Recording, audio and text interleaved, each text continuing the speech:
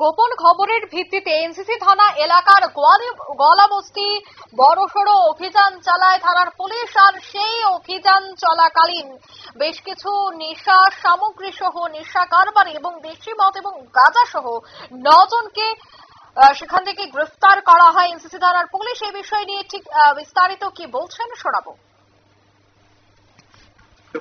গোপন খবর ছিল যে গলাবস্তি কিছু বাড়িতে অবৈধভাবে মদ এবং গাঁজা ড্রাগস বিক্রি করে। সেই খবরের ভিত্তিতে আমরা সিএসআর সিআরপি পুলিশ নিয়ে রেড করি এবং মোট আমরা 9 জনকে আটক করি এবং 3টে মোটর বাইক সিজ করি এবং একজন মদ বিক্রেতাকে আমরা আটক করি, থানা নিয়ে যাই। 50 লিটারের মতো দেশীয় বাংলা মাল পাওয়া গেছে এবং অল্প সংখ্যক কিছু গাঁজা পাওয়া, শুকনো গাঁজা পাওয়া গেছে।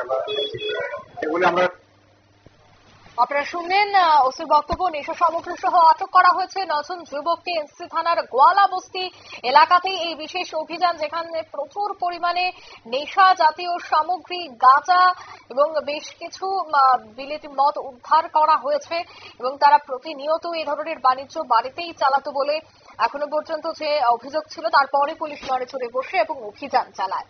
এই মুহূর্তের সংবাদ এই পর্যন্ত। আমাদের পরবর্তী নিউজ এবং আপডেট দেখার জন্য অবশ্যই চোখ রাখবেন শুধুমাত্র নিউজ ভ্যানগার্ডের পর্দায়। ধন্যবাদ।